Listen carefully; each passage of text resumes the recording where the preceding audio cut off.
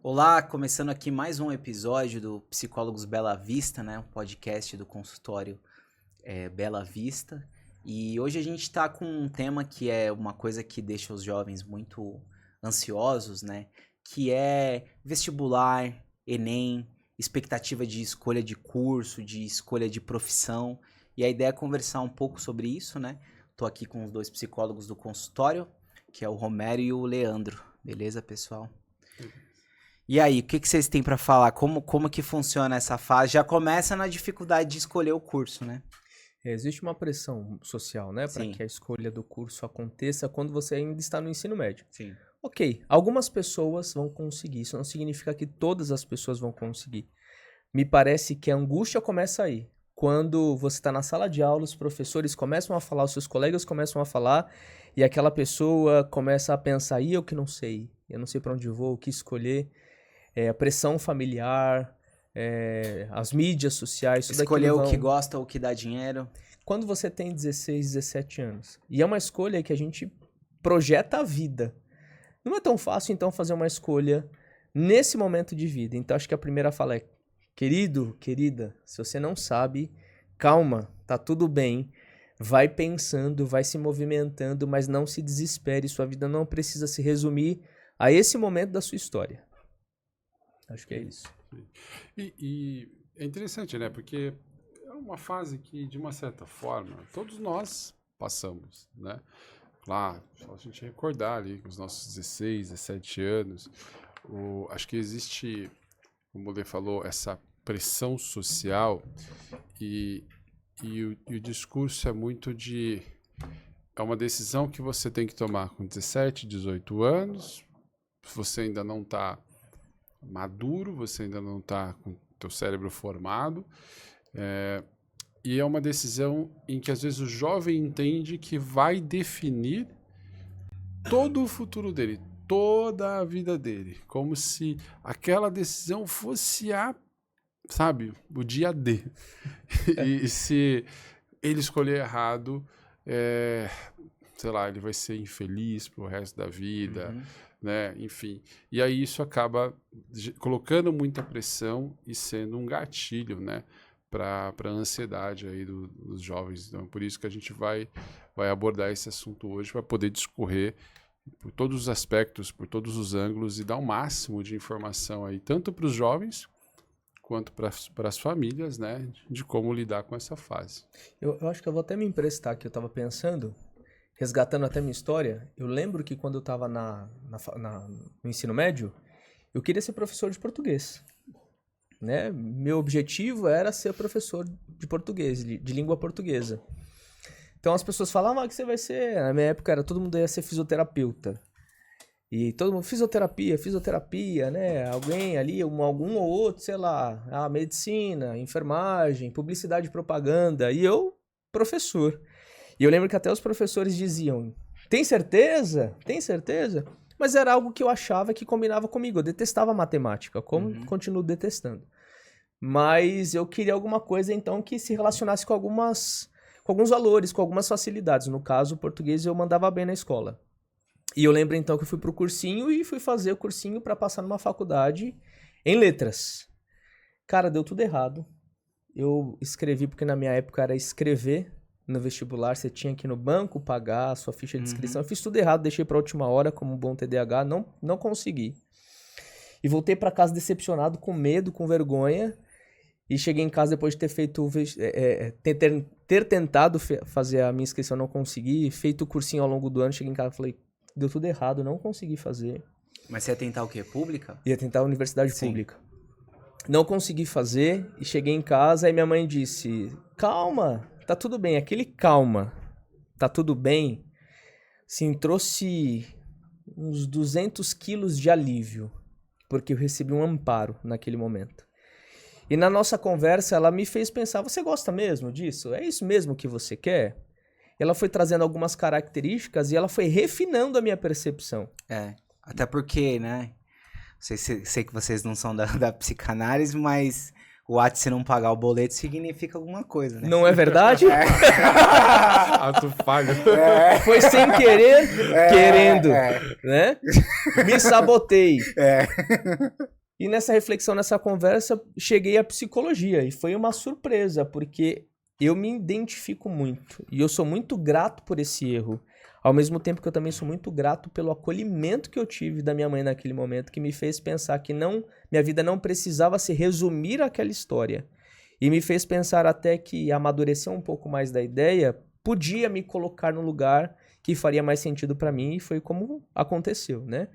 Eu sou muito grato a Deus por não ter me tornado professor e nada contra, mas é por conta dessa identificação. Eu me sinto muito mais conectado com essa profissão de psicólogo do que talvez sendo um professor de português. Legal.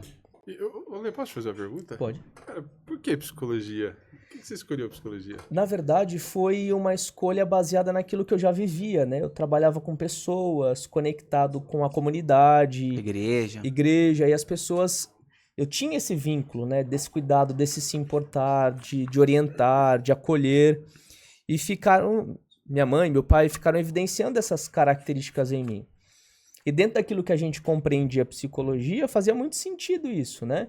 A gente pensou em medicina, eu não tinha grana para fazer medicina, e eu também era um pouco avesso à ideia de sangue, de gritaria, hospital, era meio avesso, morte, não me atraía. Igualmente enfermagem. Assistente social, eu tinha pouco conhecimento da ideia, uma visão muito reducionista do que era ser assistente social, me pareceu não ser muito interessante. Psicologia, fiquei pensando, puxa, consultório, orientação. Eu falei, aconselhamento, que era o que eu já fazia. Eu falei, acho que eu posso, acho que eu me interesso por essa área. E estudando, obviamente, a gente vai refinando, vai ampliando e compreendendo muito que psicólogo não é o cara que aconselha, embora o acolhimento seja importante, esse envolvimento, né, esse lugar de afeto é importante, que eu já praticava de forma mais intuitiva, a gente vai refinando, trazendo técnicas, compreensões. Foi mais ou menos por aí que a coisa aconteceu. Então não é do nada, né? Estou dizendo até para que as pessoas, quando ouvirem isso, se darem conta de que até quem está falando disso, um dia já viveu as angústias de ter que escolher alguma coisa. Eu não tinha convicção de que eu queria ser psicólogo. Uma vez eu fiz uma entrevista para ser produtor de um programa que chama Operação de Risco. E eles cobrem o trabalho da polícia, né? Então o produtor ia dentro da viatura e tal, né? Aquele da Rede TV ou da Band? É da Rede TV. Operação de Risco é da Rede TV, o da Band é a Polícia 24 Horas. Aí a mulher falou assim pra mim, mano, você gosta de bandido, morte, crime, tiro? Eu falei, moça, é tudo que eu não gosto isso. Então, não dá, não tem... Porque a profissão, ela precisa estar conectada com os nossos valores. Se eu for me propor a fazer algo que não tem conexão, a chance de eu me tornar infeliz é muito grande. Exatamente. Então, acho que a gente pode começar, daqui, inclusive. No processo de escolha, pense naquilo que tem conexão com você. Com as coisas que você admira, com os valores, com qualidades que você se identifica, com formas que você se identifica. E eu tô falando no sentido mais amplo até.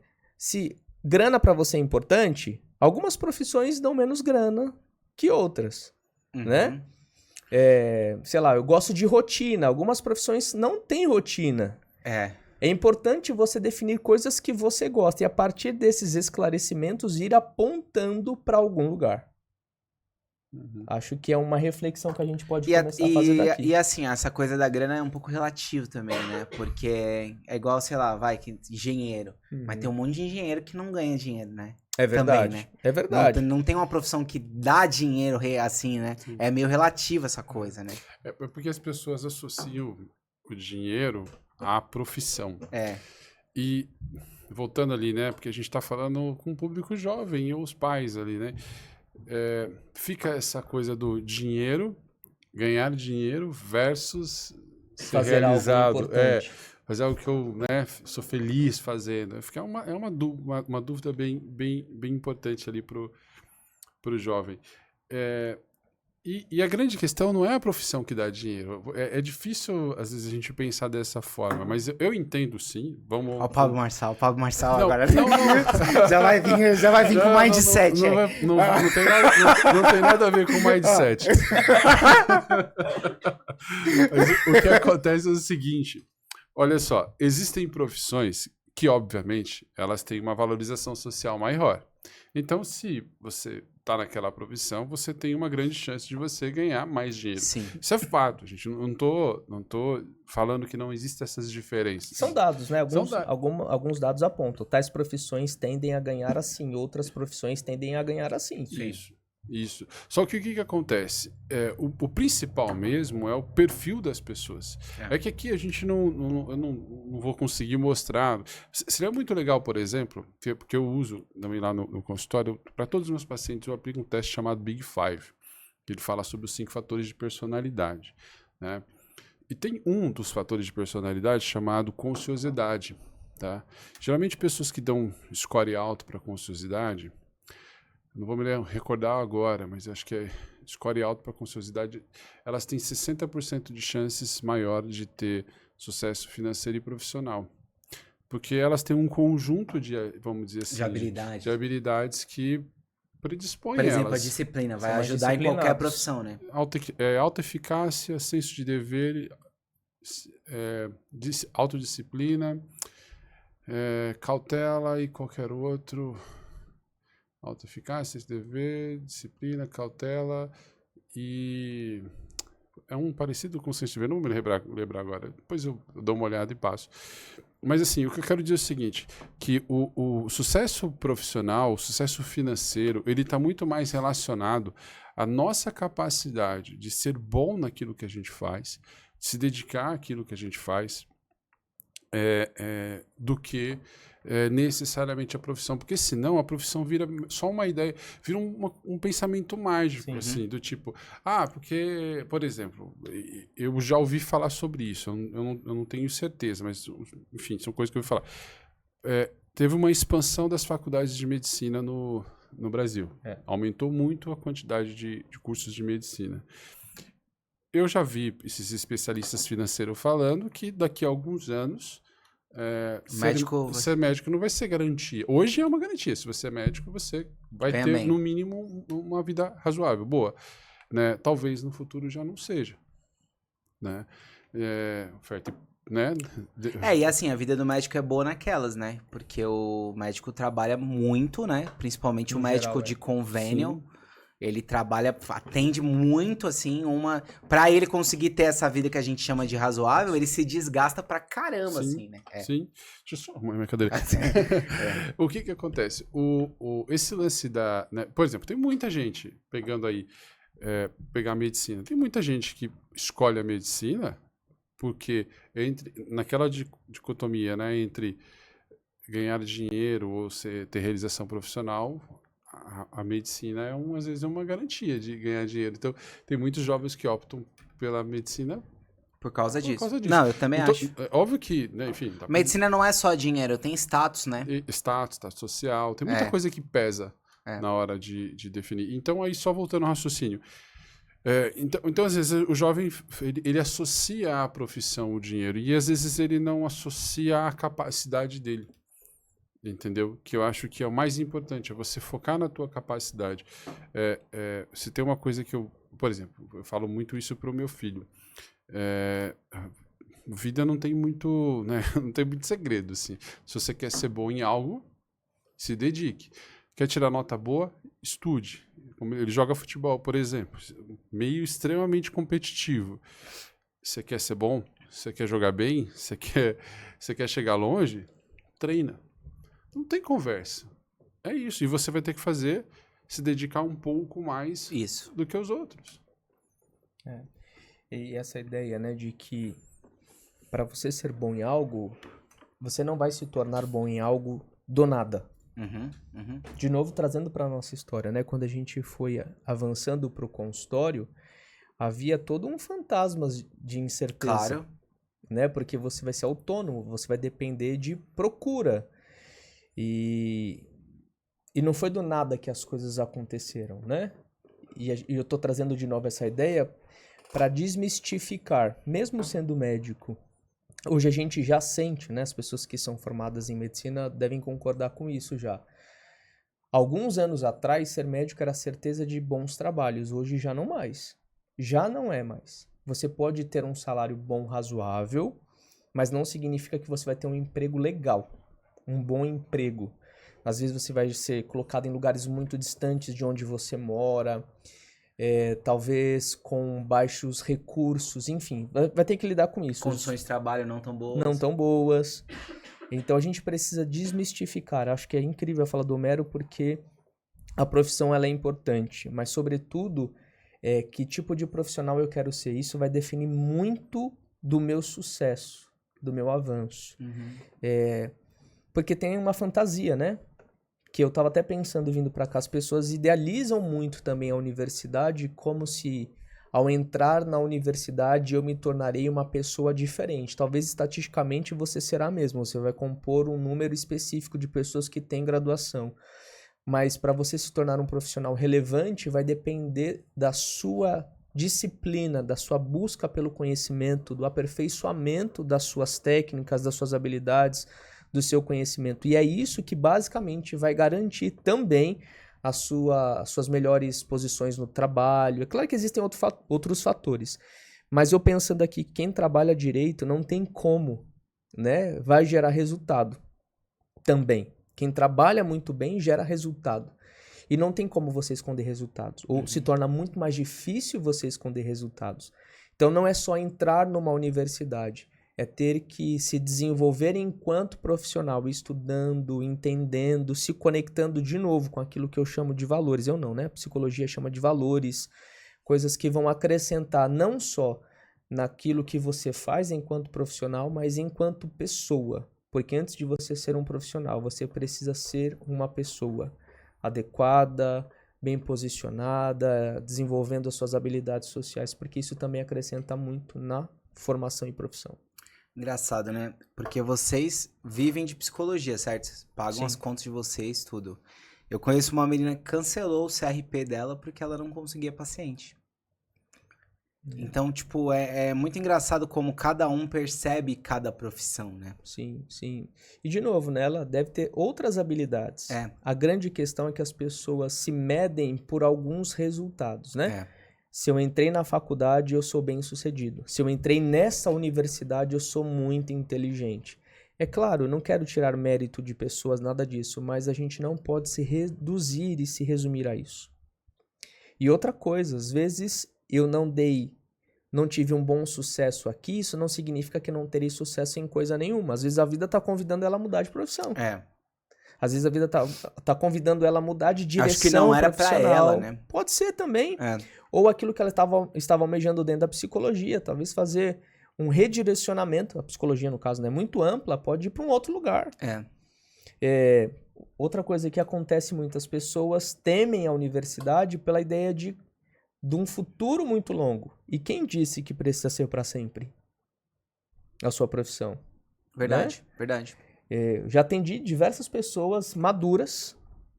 Eu tô em crise porque eu não quero mais a minha profissão. Hoje tá muito comum mudar de profissão com 50 anos, com 40. Sim, de vez em quando aparecem pessoas assim, né?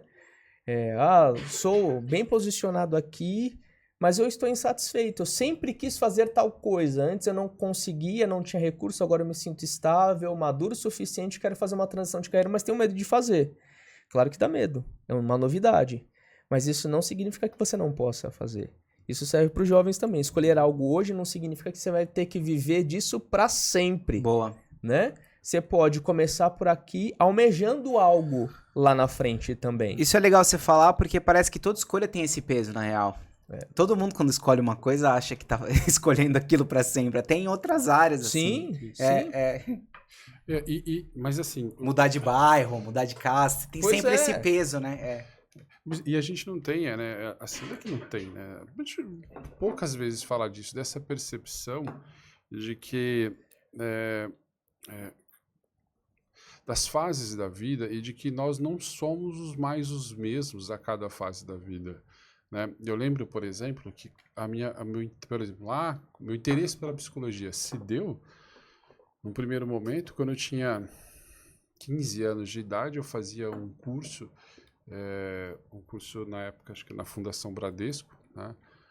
E eu nem lembro qual que era o curso, para você ver quanto tempo faz. Mas a professora que dava o curso, ela era uma estudante de psicologia. E um belo dia ela estava falando de sonhos.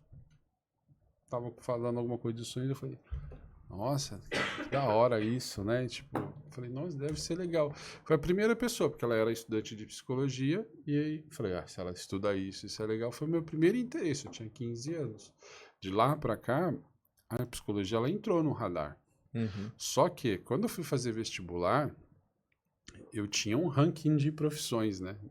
Vocês falam, Homero, você só queria ser psicólogo? Depende, eu fui amadurecendo isso com o tempo, né? Eu prestei vestibular 3 vezes, né?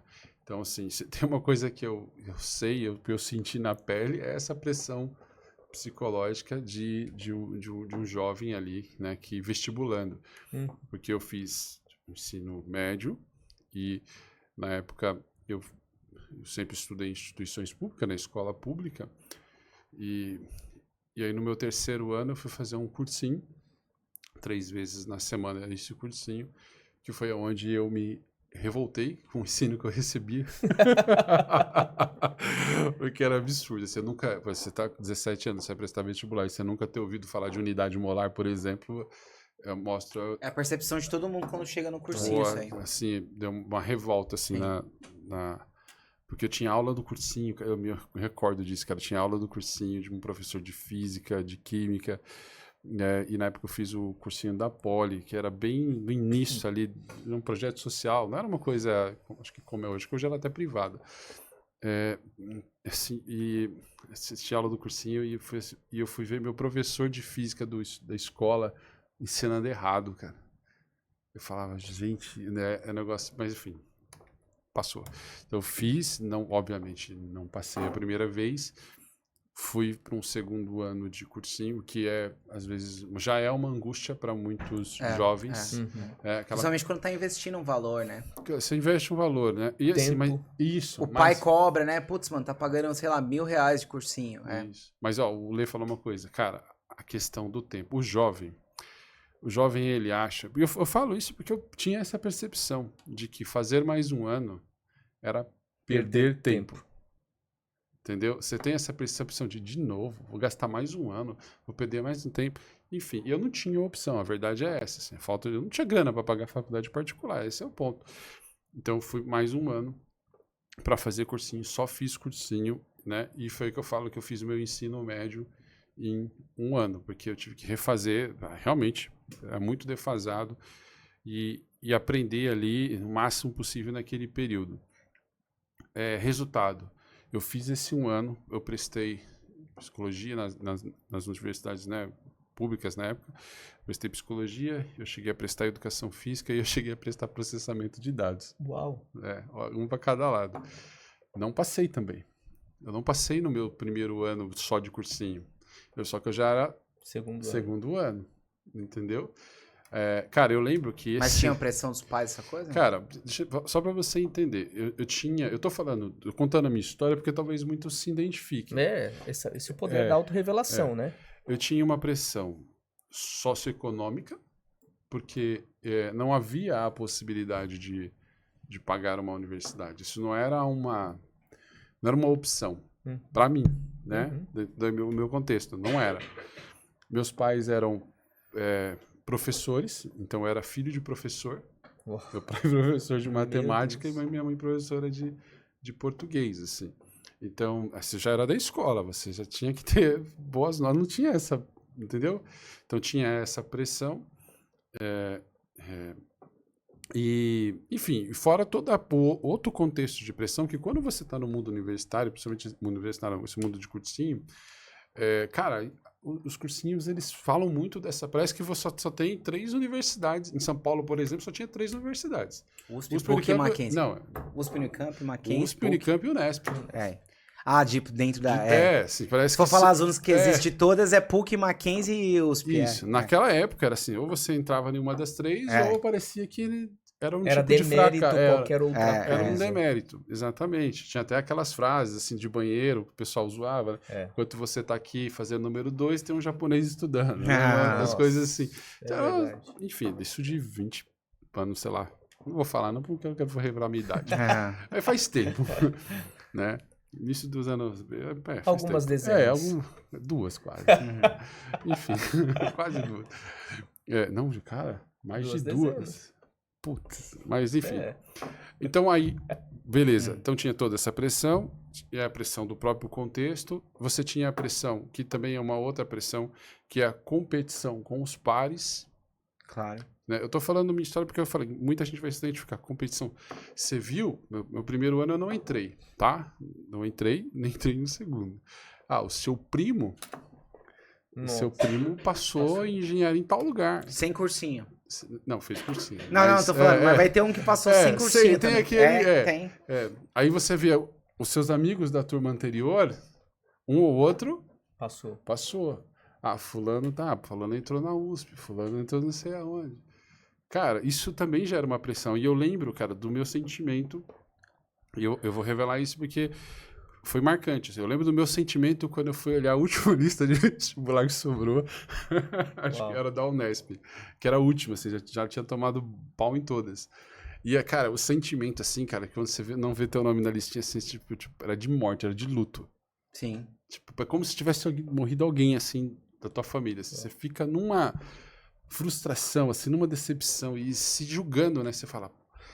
Porque, assim, sozinho, né, lidando com tudo isso, você se acha burro, cara. Você se acha menos do que qualquer outro, entendeu? Putz, e aí você fica pensando, bom, o que eu vou fazer? Bom, vou ter que fazer uma faculdade. Então, você já estava pensando em, ir para uma particular mesmo, vendo os quais que tinha. E pensando em trabalhar. Falei, preciso, sei lá, dar um trampo, fazer alguma coisa. E aí eu fiquei uns meses, assim, bem mal. Né, até, acho que foi em fevereiro ou março saiu o resultado, não vou me acordar. Fiquei março e abril mal, assim, sem saber, sem rumo na vida, assim, meio que, o que eu vou fazer? E aí meu pai virou pra mim e falou assim, tenta mais 6 meses aí, tinha aquelas turmas de maio, certo? Uhum. No cursinho, não sei se ainda existe isso, mas naquela época existia. Tenta turma de maio, tipo, você não tem saco emocional, você não tem pra fazer mais um ano, por causa da ideia, tô perdendo tempo, fazer tudo de novo. Todo mundo conseguiu, não? Aí é aquela coisa da turma de maio, sabe, que você já entra no final de maio, uma coisa assim. Falei, mais uns 5, 6 meses ali, Aí foi quando eu falei, vou fazer, né? E foi importante a fala do meu pai, isso é importante destacar, até por questão da família, assim, né? Dele falar pra mim, não, tenta de novo, tenta mais um ano, tal, né? Depois eu fui descobrir por que ele fez isso. Mas, enfim, vou contar no final por que ele fez isso. Mas, que é engraçado. Mas ele falou, tenta mais um ano. E eu me senti tranquilo, assim. Falei, beleza, então vou tentar mais um ano. Foi mais um ano, não, mais 6 meses. Você se dedicava mesmo, assim? Tipo, Cara, eu estudava bem? velho. Eu estudava. E o que me revoltava é que tem outro contexto aí também, pra falar, que a gente também pode abordar Faz depois. parte. Cara, eu tenho um certo grau de TDA. Você tem? Eu tenho, entendeu? E eu ficava muito revoltado, porque eu fazia o simulado e eu tirava uma nota, assim, no simulado. Eu falava, legal. Na hora da prova... Esquecia. Não, cara, eu errava, eu ia ver a minha porcaria das respostas lá, eu errava por desatenção mesmo. Na transferência Preencheu pro o gabarito errado. Não era do gabarito, não. Na hora da prova, assim. Eu lembro que tinha uma questão... Tipo, não prestar atenção no texto direito. Umas bobagens. Eu lembro que tinha acho que foi no Enem. Eu lembro dessa questão, porque eu fiquei com tanta raiva de mim. Era uma questão assim, tinha número 1, 2, 3 e 4, né? Aí tava lá, quais eram os países? Mano, a resposta assim, tipo, mamão, aquela questão assim, tipo, Peru, Brasil, Uruguai e Argentina. Sim. Só que na sequência numérica, entendeu? E aí ele dava ali uma sequência numérica e eu só tinha que acompanhar a sequência numérica. Eu não sei porque cargas d'água, beleza, já sabia o nome dos países, e a questão, tinha uma questão que ela mostrava a sequência dos países, só que não em numérica. E aí eu fui nela. Tipo, Os nomes estão os aqui. nomes estão aqui, é isso. Mas, mano, isso daí eu acho que os caras fazem pra te ferrar mesmo. Faz parte, Porque- são critérios de avaliação, né? Porque não Ruim, faz mas sentido.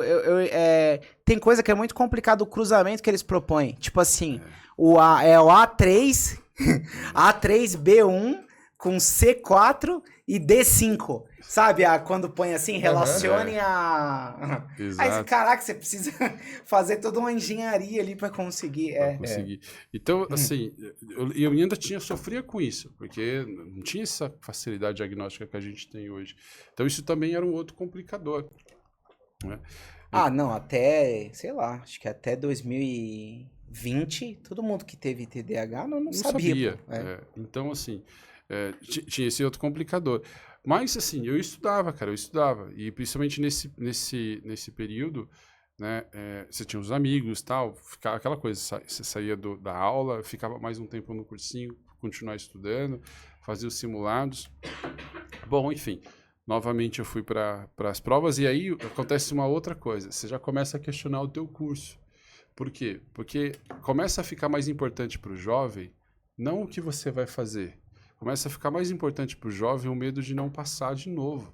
Aí você vai baixando o critério de curso. Vou tentar no mais fácil. Aí eu comecei a me pegar. Falei, putz, mano, vou fazer o quê? Acho que eu vou baixar para um outro curso. Eu só não vou falar o nome dos cursos para ninguém se sentir ofendido. Mas tem uns cursos que a gente sabe que é mais fácil. E aí eu fiquei pensando assim, pô, eu gosto disso. Acho que eu vou... Tipo filosofia, talvez, vai? Talvez. Não sei. Mas acredito que seja menos concorrido do que, sei lá... menos concorrido. Direito, vai. Sim. Menos concorrido do que direito. Você pega medicina e história, qualquer... Isso, Então, assim, você chega e começa a fazer esse tipo de avaliação, porque o que passa a ser mais importante é passar. Ou seja, o que você quer, o que você sonha, já começou a perder importância, porque para você ali o medo de falhar, que leva... Hoje eu sei todo esse contexto, mas na época eu não sabia. Então, aconteceu isso comigo. Foi aí que nesse ano, eu lembro que eu falei, eu vou prestar Unicamp, mas o Unicamp não tinha psicologia. Né? Aí eu falei, pô, eu gosto de jogar bola, eu prestei educação física. Eu prestei educação física na Unicamp. E prestei psicologia na Unesp, e prestei psicologia na UFSCar, e prestei psicologia na USP. E prestei processamento de dados na FATEC, que era em Sorocaba na época. Foram as 4 universidades ali que eu falei, uma eu tenho que entrar. E eu me recordo que quando eu fui à Universidade Federal de São Carlos, olha como é que funciona a questão do medo. O dia do vestibular da Federal de São Carlos caía no mesmo dia de um concurso público do Estado para secretário de escola, que eu tinha me inscrito também. Eu falei para o meu pai que eu fui fazer o vestibular na Federal da São Carlos e mentira. Eu fui fazer o concurso. Nossa! Porque a Federal de São Carlos tinha matemática escrita. Eu falei, mano... Dissertativa de matemática. Eu falei, cara, sou ruim de matemática. Não vou nem ferrando. Eu vou pra fazer o concurso. Que plot twist. Olha seu pai descobrindo a história agora. Não, hoje ele sabe. Mas assim, na época, eu achei que era mais fácil, velho. Eu falei, o medo era o medo de falhar. O medo de falhar é grande. O medo de novo, de não ter nada, de não ter perspectiva, fica grande pro jovem, entendeu? Então, fiz isso, né? E aí, fiz USP, não consegui passar, fui para a segunda fase, não passei, fui a Unicamp também não passei, eu tinha tido uma nota muito boa na FATEC e fui bem na Unesp, que foi a faculdade que eu entrei, né? Então eu fui fazer psicologia na Unesp, graças a Deus deu certo, eu consegui passar. E, cara, mas... Assim, aí dessa vez você ficou feliz. Não, porra, desculpa o palavrão. Você tira, velho. Você tira um mundo você não tem noção. Na minha cabeça ali, era a definição de sucesso e fracasso. Assim. Tipo, é muito peso. Todo o contexto, a forma com que foi administrada, a maneira com que eu tive que administrar aquilo, a maneira com que tudo foi colocado, na minha cabeça, naquela época... era tipo, ou vai pro céu ou vai pro inferno. Sim. Entendeu? Por isso que o peso psicológico ele é muito grande. E às vezes as pessoas que estão por fora não entendem isso. E às vezes tem adolescentes, que sei lá, jovens que, como eu, que ali você ficava tentando lidar com aquilo calado, sozinho. Assim, você vai pensando possíveis alternativas, né? E olha só que interessante, né? Saiu o resultado do concurso, aquele da secretária de escola, e eu tinha passado. Caramba, velho. Entendeu? E tinha passado. E eu acho que, se eu não me engano, foi antes de sair o resultado da Unesp. Aí também já me deu um pouco de alívio, assim, do tipo, pô, pelo menos agora eu vou trabalhar, eu vou conseguir pagar a minha, assim, tipo, já tava, né? Aí, mas feito Mas aí isso. você conseguiu estudar e trabalhar ou não? Você ficou Não, só na não, Unesp? aí eu fui pra Unesp, É. porque lá era Integral, tinha que E ir interior, né? no interior. Pô, e foi, pra mim, uma das melhores coisas que me aconteceu, assim, pra vida, pela experiência e tal, tudo. Mas eu fico pensando, não precisava ser dessa forma, eu não precisava ter esse sofrimento todo, eu não precisava botar esse peso todo que eu tava colocando. Hoje, com toda Agora tem a certeza... Unesp em Guarulhos, né? Cara, eu não sei, viu? É, Abriram acho que alguns a Unesp campos... tem em Guarulhos agora. Você Agora, tem uma USP, acho que não é? Não, a USP Tem tem na lá Zona na Leste. Engergular, lá Verdade, na verdade. Leste. É, Ou a Unesp tem em Guarulhos, agora eu não sei como é que tá. Mas, assim, hoje eu tenho total clareza de que se eu tivesse não entrado na Unesp, se eu tivesse feito qualquer outra universidade particular, e se eu Você não tivesse estaria tão optado... feliz também. Não, isso que eu quero dizer. Talvez se eu tivesse feito outra universidade particular, mesmo psicologia, pelo gosto que eu tenho, pelas minhas habilidades, que eu acho que eu tenho uma certa vocação para o que eu faço, eu também me daria bem. Sim. Até porque o que eu tenho de conhecimento hoje, prático, de clínica, né, foi muito mais adquirido pós-universidade, Claro. mas sem dúvida nenhuma, óbvio que a universidade ela te... Fundamenta, isso, né? isso também é interessante você falar, porque é um mito também que é a universidade que te prepara, né? Não, Você é preparado na própria profissão, né? Na real. Algumas coisas que eu aprendi na faculdade hoje são indizíveis, É. né? Alguns conceitos diagnósticos não são aplicados mais. A ideia do próprio autismo, tinha um artigo, se eu não me engano, acho que é A Mãe Morta, não me lembro, que o autismo era fruto de uma mãe que não se conectava emocionalmente com seus filhos. Emocionalmente com seus filhos, né? Imagina você pensar isso hoje, Sim. que a criança é autista porque a mãe não olhava nos olhos da criança enquanto amamentava, e por isso ele desenvolveu o autismo. Eu não estou querendo dizer, né, que acho que aquilo ali tem um recorte específico do conhecimento específico do momento específico. A faculdade, ela é um fundamento. Ela te traz as partes talvez mais importantes, né? E com o passar do tempo, sobretudo ciência, as coisas vão mudando, vão se adaptando. E é uma vida de contínua formação, né? Na hora que chega lá para conseguir os pacientes, tudo isso você tem que aprender, né? Também, né? E até ampliando para qualquer profissão. As coisas vão mudando, a gente tem o fenômeno, né? O advento da inteligência artificial. Muitas coisas foram mudadas, redimensionadas com esse advento. Nós precisamos entender que a faculdade ela é importante, mas ela é o importante começo. A continuidade depende da sua entrega. E o Homero falando, né? Que a forma como ele vivia, né, e a forma como as pessoas no geral vivem esse momento. Na terapia cognitivo-comportamental, a gente entende que aquilo que a gente sente depende muito daquilo que a gente pensa. A forma como eu interpreto as situações. E olha como ele traz, né? Minha vida dependia daquilo. A aprovação era o céu, a reprovação era o inferno. Uhum. Como que alguém se sente tendo a interpretação deste momento desta forma? Uhum. Ansiedade, desconforto, culpa, retraimento social, vergonha.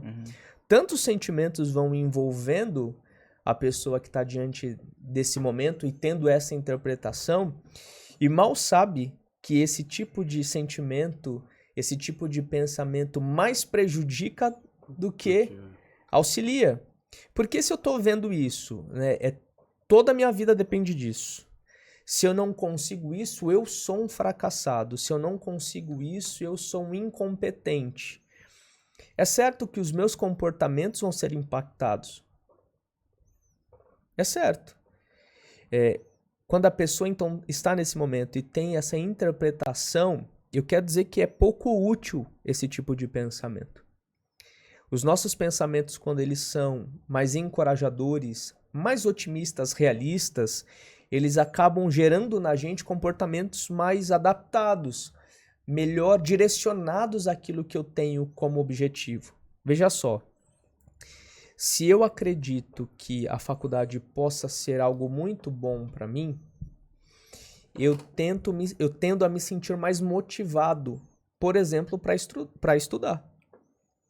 Eu me sinto mais motivado a fazer o simulado, porque eu entendo que aquilo vai ser bom para mim. Eu enxergo aquilo como uma esperança. Sim. Ah, mas ele não enxergava como uma esperança? Sim, só que ele se via talvez como Tinha incompetente. que fugir, né? Ali tinha uma necessidade de fugir também. É. Fugir no caso do caso desse errado, né? Sim, Não é só uma motivação boa, tem uma coisa negativa também, né? a ideia de incompetência, Isso. de fracasso que estava Fugir do fracasso, ele, né? Sim. Então eu preciso enxergar esse momento com expectativa, É. com esperança, dando o devido tamanho da situação, porque o ansioso, ele traz um exageramento. Ele enxerga as coisas muito maiores do que elas são. Não estou aqui dizendo, né, longe disso, que a escolha profissional é algo muito pequeno. Não, é algo muito importante. Mas você não precisa se medir somente por este momento da vida. Sim. Né? Então a ideia de você ressignificar o pensamento diante deste evento pode ser fundamental, inclusive para o seu momento de estudo, para a forma como você vai lidar com a sua prova, porque o teu pensamento interfere em como você se sente e, consequentemente, em como você se comporta. Sim. Então, acho que uma dica importante, redefina. Seja otimista, realista. É importante, então vou precisar estudar. Planejar os seus momentos de estudo. Planejar os seus momentos de ócio, de interação. A gente precisa de dinamicidade. A saúde emocional está na diversidade de papéis. É muito importante estudar, mas não é menos importante se divertir. A gente precisa equilibrar. Claro que talvez para estudar eu vou gastar e engajar mais tempo, mas eu preciso também planejar os meus momentos de distração social. Para falar de outras coisas, pensar outras coisas e não resumir e reduzir a minha vida a isso. Isso é um risco, porque eu fico vivendo só isso, certamente o meu pensamento é só sobre isso, a minha vida depende disso, consequentemente eu me sinto ameaçado, ansioso, a ansiedade de certa forma impacta a minha memória, a minha concentração, a minha atenção, consequentemente prejudica a minha qualidade de estudo, meus resultados não vão ser bons e eu vou, por meio desses comportamentos, reforçando a minha ideia. Eu não sou bom, eu não sou competente, enfim. E aí isso leva isso que o Levo está falando, leva ao desenvolvimento de outros transtornos. Transtornos ansiosos, depressivos, ansiedade generalizada. Sim. Vai desenvolvendo uma série de outros transtornos justamente por essa maneira de encarar, às vezes, a situação. Eu acho que uma coisa legal de falar também é sobre como isso tem também o papel de realizar o desejo dos pais, né? Que aí os pais querem que o filho seja profissão X, você vai ser um médico, meu filho, você vai ser um advogado. Então, muita gente tem essa coisa, né, tanto que tem essa fala, né, eu fiz tal profissão só porque o meu pai queria, quando eu me formei eu fui pra outra, né? Sim. Isso também é complicado, né? Claro que a fala dos pais, elas são importantes. Sim. Né? E por serem muito importantes, os pais precisam ter cuidado com aquilo que falam. Né? Na minha história, na história do Homero, algo se repete, né? O pai vem e encoraja.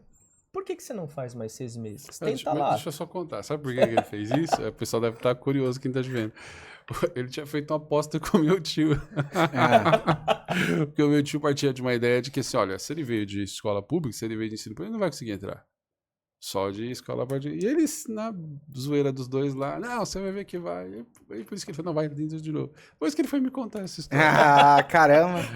Não, mas óbvio, ele contou ali tirando um barato e tal, mas eu sei que no fundo... Ele acreditava que você tinha um potencial também, né? Cumprir o papel do contorno, né? Então ele vem de uma frustração, de uma experiência de fracasso. O pai diz, vai lá, meu filho, tenta mais um pouco. Você recebe uma energia. Porque o pai e a mãe têm esse poder, por assim dizer. Quando eu vim, deu tudo errado, minha mãe me acolhe e diz, vamos tentar, vamos pensar em outras possibilidades, oportunidades. Eu encontro uma força que eu não estava tendo em mim mesmo. Diante disso, a gente precisa validar que sim, os pais são importantes na trajetória dos filhos. E dada essa importância, precisa ter cuidado com aquilo que diz. Eu sei que muitas vezes os pais, eles dizem tais coisas pensando no futuro dos filhos, né? Então você vai ser médico. Dado aquilo que a gente já disse, né? O prestígio social. Às vezes a família é de médicos, né? Quando tem uma família de advogados que tem escritório grande, família de engenheiros, família de médico, família de jogador de futebol, família de alguma coisa, velho. Que tem alguns que deram certo, tem prestígio, alcançaram o sucesso, tem essa pressão. E eu entendo que, no fundo, é isso que eles estão querendo comunicar, né? Eu tô te sugerindo algo para que você continue, né, perpetue, ou que você consiga melhores oportunidades. Tenha uma boa intenção. Mas você não acha que tem uma coisa meio narcísica também, que é uma ideia do filho continuar você no mundo? Que narcisismo é uma coisa complexa. Não, eu né? sei. Não narcisismo do jeito que falo. Digo assim, não narcisismo, mas é uma ideia narcísica, que é de você continuar no filho. Eu não vou nessa direção. Eu acho que eu vou me manter nessa ideia de que há uma boa intenção. De que os pais querem que os filhos encontrem oportunidades. Tem esses também, né? Que querem se exibir através dos filhos, querem se tornar importantes, prestigiosos pelas escolhas dos filhos. Mas eu nem vou entrar nesse, né? Esse é disfuncional mesmo. Sim. Eu quero trazer atenção, até para esses que vão nos ouvir, né? De que o pai talvez esteja bem intencionado quando ele diz o que diz. Meu pai odiou a minha escolha. Meu pai queria que eu fosse advogado. Né? Que é o sonho da vida dele, que ele queria ser advogado. Então, você entendeu? Nesse lugar que eu tô falando, tem muito isso. E ainda eu acho que mesmo principalmente desse lugar, pra gente que é de lugar pobre. Entendeu? Que era Geralmente os pais não fizeram faculdade. Sim. Você entendeu? Então isso é muito comum. Mas só pra eu concluir. Mas mesmo nesse caso, meu pai, eu entendi o que ele tava querendo me dizer. Cara, isso te dá segurança. Ele dizia, você é inteligente. Por que você vai fazer esse curso? E psicologia, à época, não é o que é hoje. Né? Um dos cursos mais concorridos. Na minha época era... Você não via ninguém falando. No meu relacionamento direto, acho que eu conheci uma única pessoa que tinha feito psicologia e nem tinha alcançado um bom papel. Nada disso, né? Enfim, a gente tem que ter esse olhar para entender o que o nosso pai também está tentando dizer. Eu sei que não é nossa responsabilidade, que às vezes nos machuca algumas coisas que nos ouvem, mas é legal fazer esse contraponto. Será que o teu pai está dizendo isso porque ele não te ama ou será que o teu pai está dizendo isso porque ele deseja algo bom para você? O pai tem um lugar, a mãe tem um lugar importante. Então vamos tentar refinar um pouco disso para que eu não ouça o que ele está dizendo como um desencorajamento. Né? Talvez o teu pai só está dizendo para você que essa profissão é uma profissão que pode lhe trazer oportunidades, pode lhe trazer retornos bons. Não é um desencorajamento propriamente para a sua. É só um cuidado com o teu futuro. Isso não quer dizer que se você escolher o que você quiser escolher, você não vai poder experimentar coisas boas. Não é isso, né? Mas ter esse lugar onde os pais te encorajam, né? Vem cá, meu filho, tenta mais um pouco. Tinha esse por detrás, né? Da aposta com o tio. Minha mãe, né? Olhando, calma, meu filho, né? Não acabou, sua vida não acabou. Tenta essa daqui, tenta esse outro caminho. Isso traz, para quem está vivendo um momento de pressão, um asseguramento, né? Uma despressurização das emoções desconfortáveis. Eu encontro o que está me faltando. A ansiedade é um estado de ameaça. Imaginado ou real. No caso do vestibular é um real. Mas eu encontro alguém me dando segurança, minha ansiedade baixa. Né? Nas duas histórias. E é importante, acolhimento, então, né? Acolhimento, porque se a pessoa está ansiosa, ela precisa desse lugar seguro, né? Então, é importante nós termos perto da gente, sejam os nossos pais, sejam alguns amigos, alguém que vai nos assegurar, alguém que vai nos acolher, alguém que vai dizer, calma, tá tudo bem. E o papel desse vídeo é esse lugar, calma, tá tudo bem. Né? Você não é a única pessoa que não conseguiu, você não é a única pessoa que está com medo, você não é a única pessoa que está ansiosa, você não é a única pessoa que está indecisa. Existem diversas pessoas na mesma condição e situação que você, ou até mesmo pior. Outras passaram por isso e superaram. Né? Tá tudo bem, respira. Por mais desconfortável que seja esse momento, a boa notícia é que ele passa. Passou para mim, passou pro Mero, e passou para a grande maioria esmagadora das pessoas. Passou. Por mais difícil que seja, toda emoção, ela tem um prazo de validade. Vai passar. Sim. E você falou dos pais, né? Dessa questão da projeção. Eu entendo até com uma certa naturalidade que os pais façam projeção, né, na vida dos filhos, né, que eles esperam que, principalmente pais que passaram por momentos mais difíceis ou que não tiveram a oportunidade de estudar ou de ter uma vida, né, relativamente boa, eles entendem que, assim, eles querem o melhor para o filho, então vão lá, faz isso que vai dar dinheiro, faz aquilo que tem que dar dinheiro, porque existe uma preocupação maior com a sobrevivência, né? E aqueles que vêm de uma família já um pouco mais estruturada, com recursos e tal, tem a ideia de que, no mínimo, você precisa igualar, né? Então, a pressão, ela vem mesmo dos dois lados, e eu até entendo que é natural. Eu acho que o papel dos pais é conseguir equilibrar a cobrança com o apoio. Uhum. Tem que ter um bom equilíbrio. Porque eu acho que é importante, sim, haver uma cobrança. Compartilha. Né? Tem que ter uma cobrança. Assim. Bom, se você está ali se esforçando, se você está dando uma estrutura para os seus filhos, se você está... Né, você tem que cobrar. E assim, não é cobrar resultado, mas assim, cobrar que ele se esforce. Entendeu? Cobrar que ele tente, que ele... Né, tem que ter uma certa cobrança, mas o apoio é fundamental. Agora, só cobrar, você vai elevar o nível de ansiedade, você vai fazer com que ele entenda que aquilo tudo vai ser desesperador na vida dele, ele vai gerar medo, enfim, uma série de coisas que não vai ser positiva. Só cobrança pela cobrança, ela não vai ajudar. E também, só passar a mão na cabeça por todo tipo de comportamento que o filho apresente. Ah, filho, você não vai na aula hoje, não acordou cedo? Né? Ah, mãe, tava com preguiça. Ah, não quis acordar. Tá chovendo. Né, filho? Não precisa, né? Fica aí dormindo, tal, não sei o quê. Não dá também. Então tem que vir uma cobrança, ó, levanta na tua hora, vai, tem que ir, lá. Mas também esse apoio de, olha, não é o fim do mundo, vai usar, dá o seu melhor, faz o que você tem que fazer. Se você estudou, né, eu vi que você estudou, é isso, se der Deus, se não der, ou você tenta de novo, ou a gente vai ver outras alternativas. Quer dar trazer essa leveza para o jovem na hora que ele for fazer a prova, né, for fazer o vestibular, que ele já está ali bastante ansioso, já está ali com bastante pressão, ele poder fazer da melhor maneira possível e poder desempenhar o melhor dele possível, né? E eu trago isso muito para minha vida, porque, como eu falei, como meu filho joga bola, tem um campeonato, tem um time que ele quer entrar e tal, vai fazer um teste, né? E às vezes que ele precisou fazer uma avaliação, o papo foi esse. Vai lá, joga o que você sabe, dá o teu melhor, sem peso, só vai e joga. Se der, maravilha, show de bola, você conseguiu. Se não der, não vai mudar nada. Você volta, continua treinando, se esforça, né? E segue o jogo. Né? Agora, se ele diz uma coisa, só, quer jogar bola, quer ser jogador, quer por esse caminho, mas eu vejo ele não se dedicando nos treinos, ou seja, como deveria, eu dou uma cobrada. Falei, pô, se você quer jogar bola, não dá pra ficar esse tempo todo no videogame não, cara. Você vai dar uma segurada aí e vai treinar, ó, porque é isso. Né? E aí ele vai respondendo, porque é uma parceria. Eu sei que o meu apoio foi fundamental e tem sido fundamental para que as poucas conquistas que ele vem tendo, né?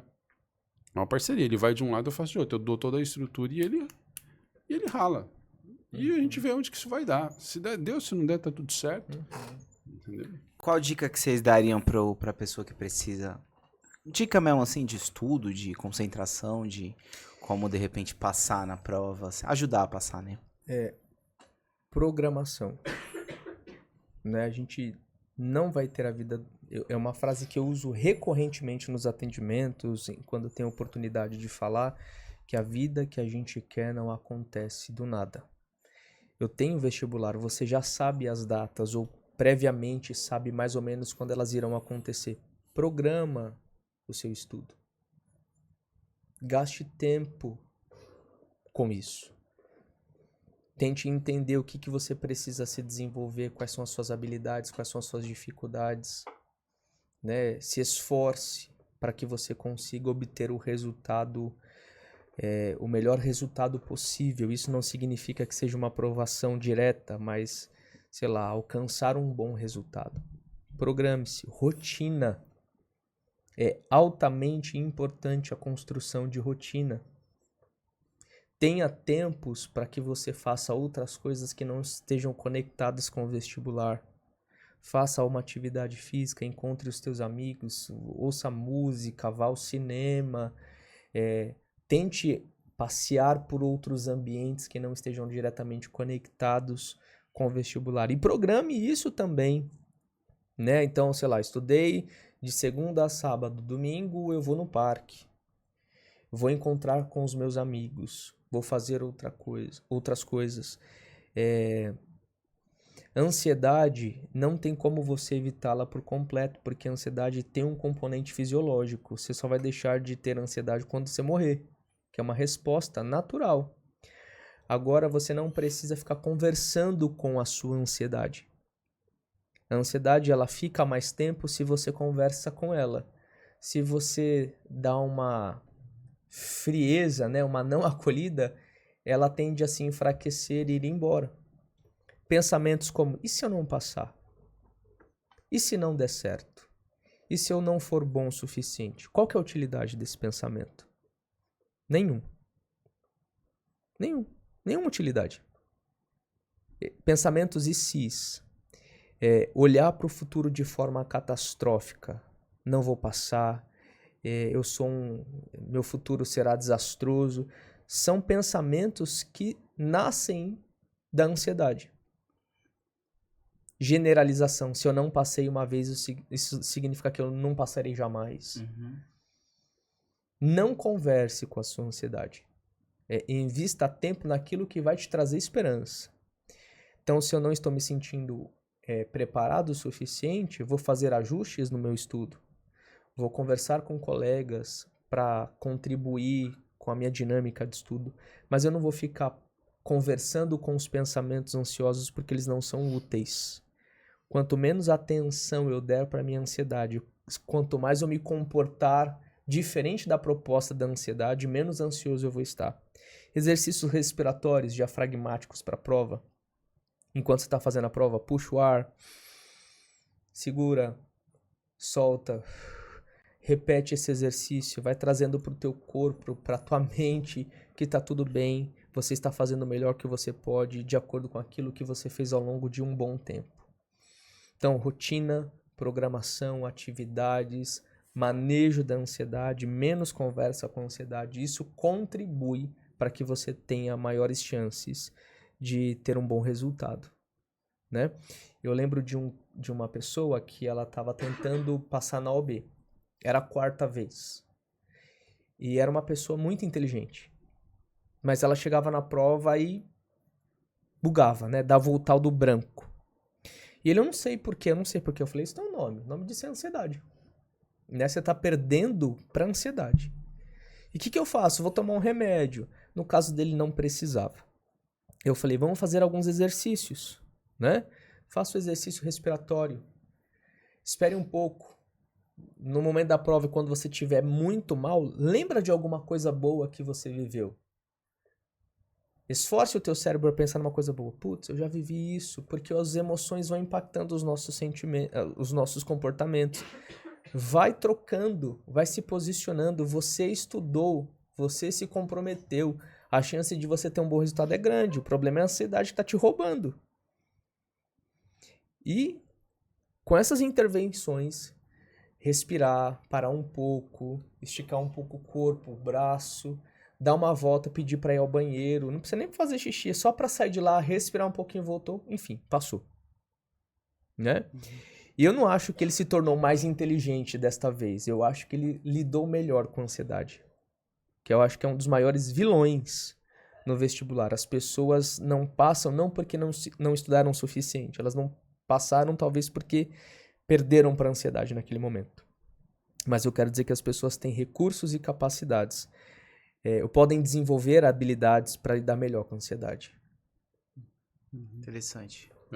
E eu trouxe um ponto, eu vou só complementar a fala dele, que é o seguinte, você vê o jovem, né, ele começa ali o ano, enfim, começa a fazer um cursinho, o objetivo de fazer um vestibular, né, e vamos imaginar aqueles que estão fazendo cursinho, né, que estão levando isso estão se preparando ali para a prova no final do ano.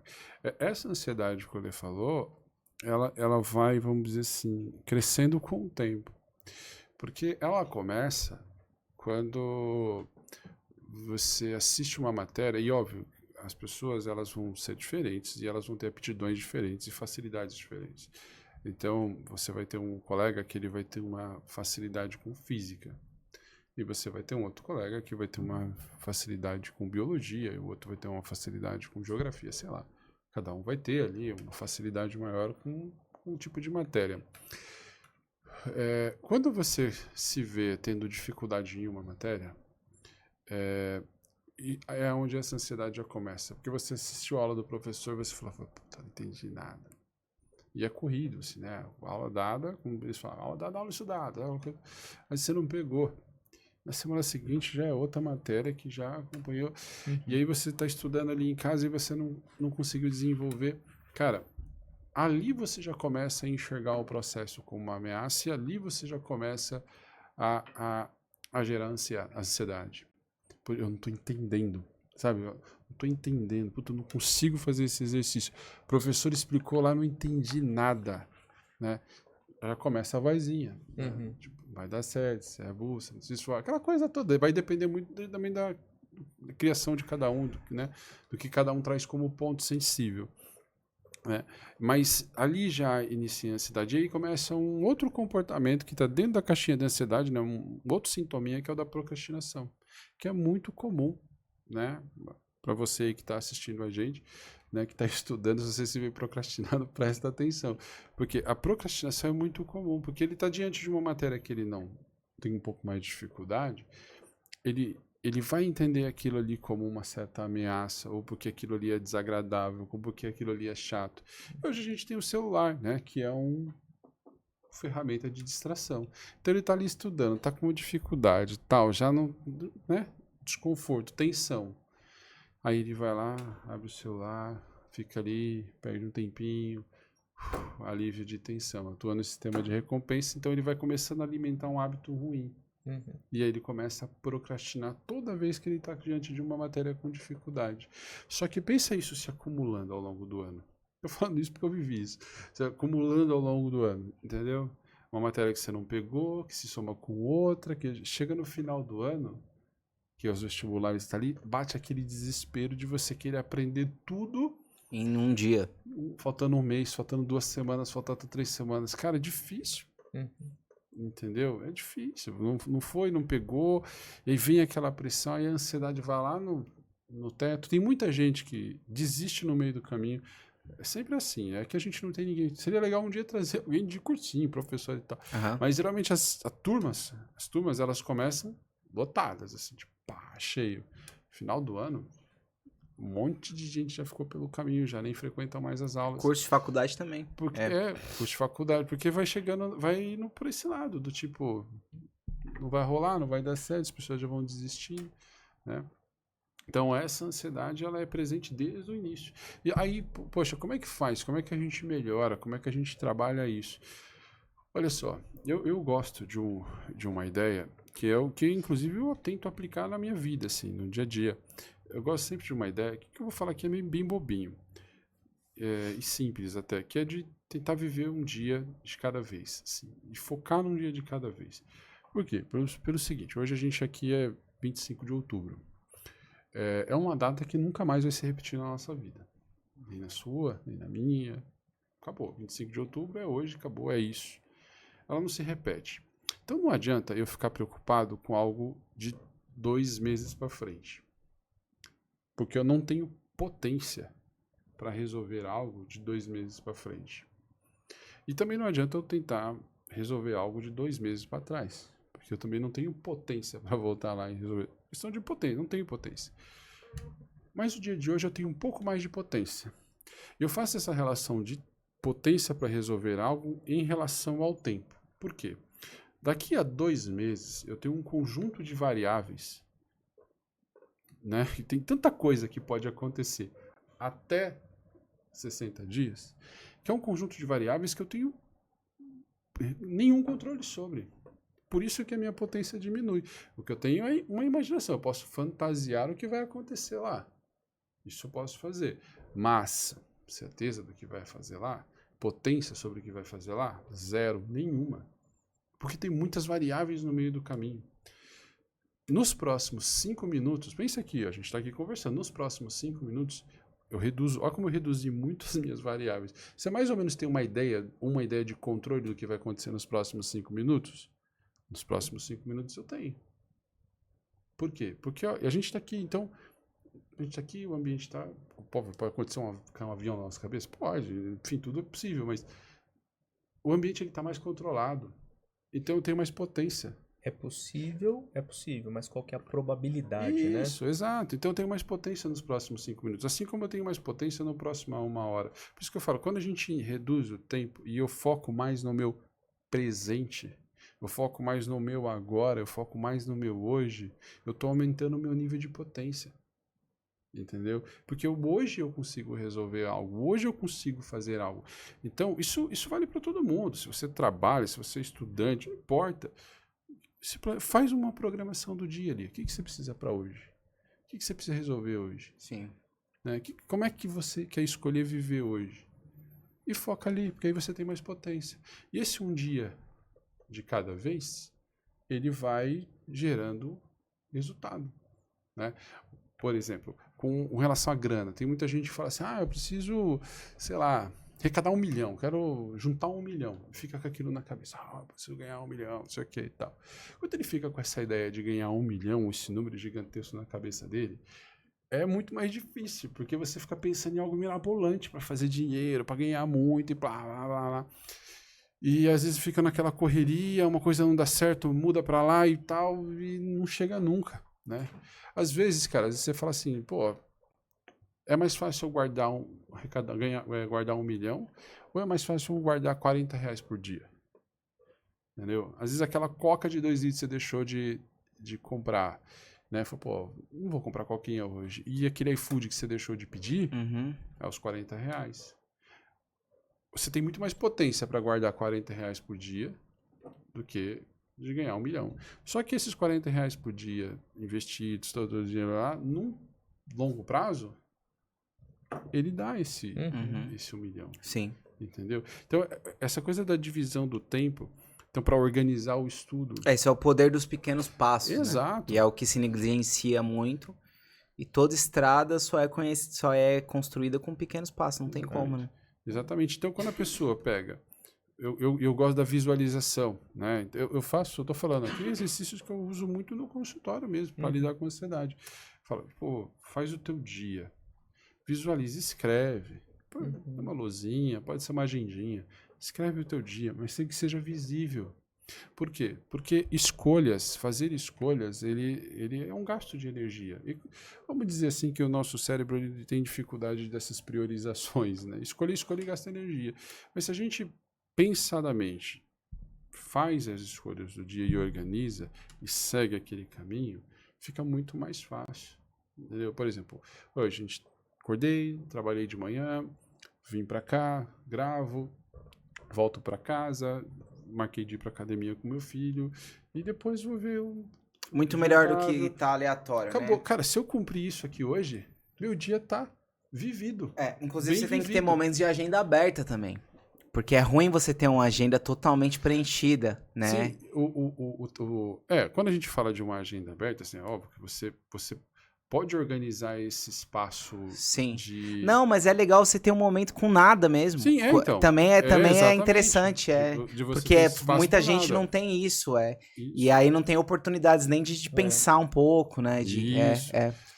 E o Homero falando, né, a ideia da programação, de pequenas programações, né, que a gente olha para o vestibular vai ser a conclusão de um período de ações tomadas. Isso, diariamente. Né? Não adianta correr agora para tentar ganhar como é que chama? A corrida. Tipo, a gente hoje é dia 25 de outubro. Isso. Aí pensar no vestibular agora é de dezembro. Aí é fogo. É melhor recomeçar. Esperar pro ano que vem. Né? Então, começar o seu planejamento step by step. Quebrar essa grande atitude em pequenas partes. Na verdade, essa é a única possibilidade, né? Esse é o grande segredo da vida, né? É uma grande atividade. Vai fazendo um pouquinho por dia. E outra coisa é não depender da motivação. Eu não estou com vontade de estudar. A motivação ela é importante, mas ela não é fundamental. O propósito, o objetivo é muito mais importante do que a motivação. Porque o comportamento, ele é um instrumento para gerar recompensa também. A gente age muito pela motivação porque supostamente eu estou acreditando que aquilo vai trazer um resultado. E é real, né? Então eu tenho energia. Às vezes eu não vou ter energia. Eu não vou estar motivado, mas eu vou estar comprometido com o meu objetivo. E aí quando Exatamente, eu me comprometo e quando eu faço, eu obtenho com o comportamento uma satisfação. Tem um neurocientista que chama Pedro Calabrese que ele fala que você tem que trocar a força de vontade pela força de compromisso. Isso. Né? É uma ideia boa. Não espere só ter vontade de estudar. Lembre-se do porquê você está estudando. Sim. E avalie nesses momentos quando você começou a estudar sem vontade, mas mesmo assim você estudou, ao final, depois de ter estudado, como é que você vai estar se sentindo? Isso. Certamente você vai estar melhor, certamente você vai estar com uma ideia de produtividade melhor, um pouco mais encorajado, mais satisfeito, e isso aumenta a chance de você continuar se engajando no seu estudo. Não espere ter vontade de estudar, falando, né, para os vestibulandos. Não espere ter vontade, faça por compreensão, por entendimento. Isso serve para qualquer coisa. Não espere ter vontade, faça por propósito, faça por objetivo. Muito bom. E outro ponto que eu acho que é importante trazer, assim, mencionar, que é até voltar um pouquinho, a gente começou a falar disso lá no início da conversa, assim, para o jovem, principalmente esse que está aí prestando, né, ou que está pensando em prestar o vestibular, ainda na escolha da profissão, não fazer escolhas pelos outros. Eu acho que esse talvez seja o pior erro, né, que um jovem pode cometer, é fazer escolhas que não foram eles que ele que está fazendo, se foram escolhas que estão fazendo por ele. Né? É muito comum também. Nossa, é muito comum usaço, né? E aí, se você vamos dizer assim, se você é aquele jovem que não sabe, que está perdido, fala, pô, eu não sei o que eu faço, então, a ideia de buscar algum tipo de auxílio, de ajuda, né? Seja conversar ali com os professores do cursinho, seja buscar ajuda de um psicoterapeuta, enfim, alguém que vai trabalhar, vai ajudar ele a descobrir um pouco dessas habilidades, porque não é difícil isso, assim, não é difícil. Sim. Né, de você ali, numa conversa, você pega, olha, parece que você tem uma habilidade para isso, parece que você vai bem nisso, né, porque existe um conjunto de profissões que vai se encaixar na sua característica, né? Eu volto lá, por exemplo, puxa, uma pena que eu não tenho um teste aqui, poderia usar, e um dia a gente podia até conversar sobre ele, sobre o Big Five, lá, os 5 grandes fatores. Por exemplo, se eu pego alguém que dá um score muito alto para amabilidade, né, obviamente que ela pode se dar bem com qualquer profissão que envolva cuidado, relações humanas, né? Pode ser uma boa enfermeira, pode ser um bom professor, pode ser um bom psicólogo, pode ser um bom médico, pode ser um bom cuidador, porque a questão do relacional é muito alta, né? Se você tem alguém que dá um score, sei lá, alto para essa extroversão, geralmente os pacientes que eu atendo que tem scores altos para extroversão, você vê que comercial, exatamente, já tem muita habilidade com venda, eles são bons com venda. Na fala, né? Na fala e tal. Você, exatamente. Então ali você também consegue pegar algumas coisinhas e já ir compondo com as pessoas, até no trabalho de transição de carreira. É uma transgressão boa. Transgressão, mano. Ou seja, porque tem muita gente que tem aquela crisezinha de que... Porque isso, fez uma escolha lá atrás por necessidade e tá tudo bem, porque nem todo mundo... A gente tá falando para um público de privilegiado também, né? Tem gente né, que não tem a opção de escolher com o que quer trabalhar. É sobrevivência. Aí, filho, é o que aparece, né? Enfim, tem muita gente que vive nessa situação. A gente está falando para uma turma que pode escolher. né? E acaba que o fazer terapia vai ajudar em tudo nisso. Vai né? ajudar bastante. Eu acho importante, óbvio, não vou dizer, é uma regra, tem que e tal. Tô falando dos que eu já atendi nessa fase, assim. Eu sei que fez diferença estar em acompanhamento durante um período, né? Desse período de cursinho para vestibular e tal, né? Para poder Quem lidar pode ali. investir é uma Quem boa, pode vai ser investir um é uma aliado, boa, né? com certeza. Não é o único, não é uma regra, não é uma necessidade, não é nada disso, mas é algo que pode ajudar, né? Seja na hora de fazer a escolha, seja na hora de lidar com os pais, seja na hora de lidar com a pressão. Os pais também buscarem ajuda é importante, porque os pais sempre têm um papel muito mais fundamental. Muito mais. Ninguém vai ter um papel tão fundamental como os pais. Né? Então, os pais também podem buscar esse tipo de orientação ali para aquele jovem, ele possa se desenvolver. Sim. Né? Ele possa fazer as melhores escolhas. E se ele fizer escolhas que estejam mais de acordo com aquilo que o Lê falou, com os valores dele, com aquilo que ele gosta. Cara, quando você faz algo que você curte, né? que você gosta daquilo, a sua dedicação ela é só uma consequência, ela é natural, assim. Você não precisa se esforçar, cara, fazer. Se tiver algum tipo de prazer envolvido, ajuda demais, né? Muito, muito. Óbvio, é para todo mundo? Isso, cara, não. É um privilégio, poucos têm. Eu, graças a Deus, consegui acertar, assim. Eu, por exemplo, eu me peguei, às vezes, uma vez pensando, falei, cara, eu passo a maior parte do meu tempo vivendo psicologia, porque eu tô atendendo, eu tô estudando, eu tô lendo algo, eu tô ouvindo podcast. Quando você não tá trabalhando, você tá fazendo psicologia da mesma cara, forma. Né? Eu falei, cara, eu preciso dar uma quebrada, preciso fazer alguma outra coisa.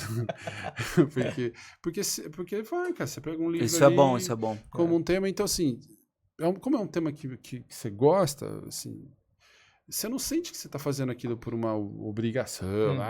Você é curioso daquilo, vai embora. E aí isso ajuda naquilo que você faz. Né? Eu acho que é isso aí, né? Muito bem. E acho que, não para últimas palavras, né? Aproveitando esses últimos minutos, o Homero fala uma coisa importante, né? Existem profissões que se conectam com você.